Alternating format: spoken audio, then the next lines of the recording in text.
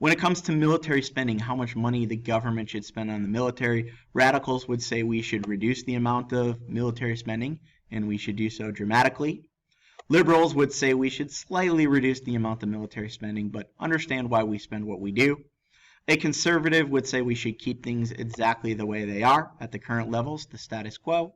And a reactionary would say we need to increase the amount of military spending out there. When it comes to guns, radicals would say there should be no guns. We need to ban all guns in all situations. Liberals would say that there should be more gun control measures put in place. It should be harder to get a gun, but still you have the right to own a gun. A conservative, a true conservative, would say status quo, keep the current system for buying and purchasing a firearm. And a reactionary would say that there should be no restrictions on guns, that everybody has the right to own a gun no matter what.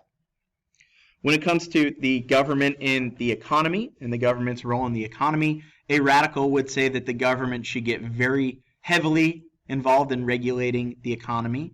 And of course, if there's going to be regulation, that means there's going to be taxes to pay for that regulation. Liberals would believe that we should have some regulation, probably more than we have right now, but it shouldn't be too much. Conservatives believe in limited regulation, so keep things exactly the way they are. And reactionaries would believe in no regulations. Go back to the days where we have no limits on what businesses can do. Government shouldn't get involved in the economy. Likewise, taxes. If you ask any politician, they will all tell you you should lower taxes, but if you're going to have government involvement in the economy, the government needs to pay for that somehow, and that comes from taxes.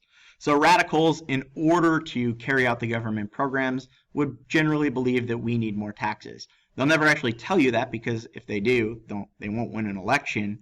But generally speaking, if we have more government involved in the economy, we have to pay for that somehow. That comes in the form of taxes. Liberals believe roughly the same thing. Conservatives say limited taxes, so what we have now is enough. And a reactionary would believe we should go back to the good old days where there were no taxes. When it comes to the environment, radicals believe that the government should very much get involved in shaping the environment, and we need to do things on a very drastic level. We need to ban anything that is environmentally unfriendly. A liberal would believe that we need more environmental regulations, but let's not get too carried away.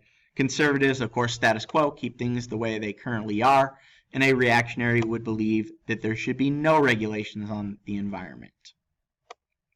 When it comes to healthcare, a radical would believe that the government should provide all healthcare for all people free of cost, or really what's rolled into your taxes.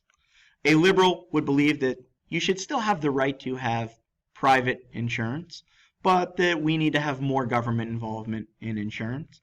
That's essentially what Obamacare is today.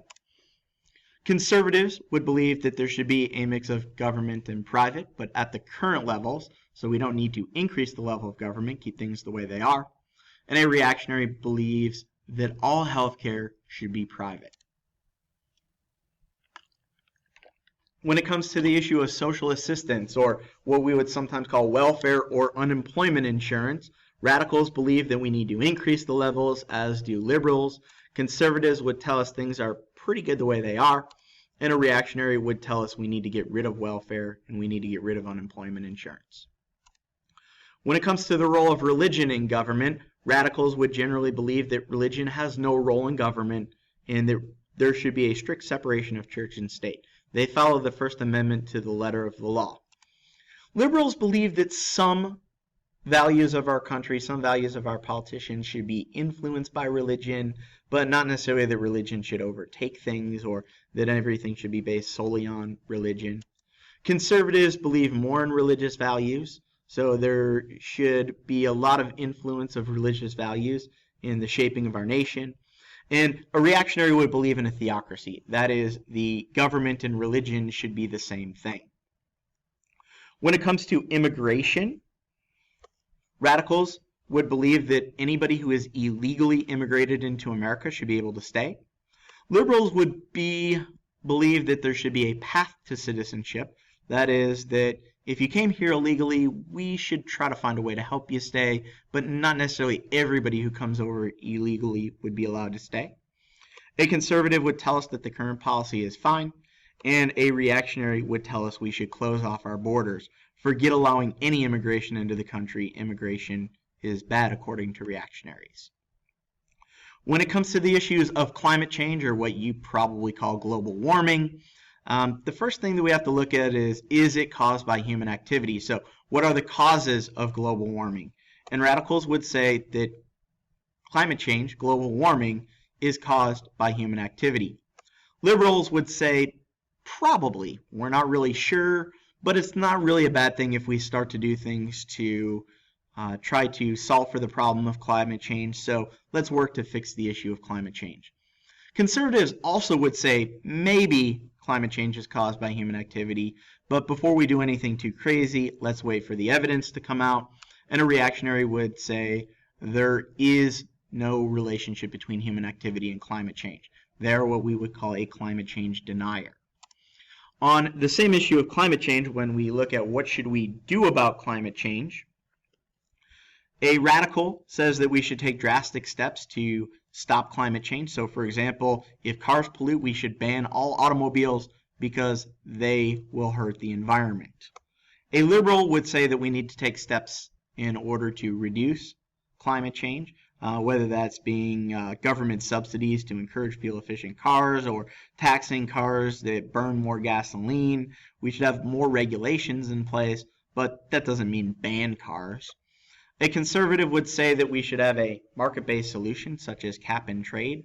What that means is we should limit pollution at the current levels that each company has, and if companies want to sell the right to pollute to other companies, then they can do so.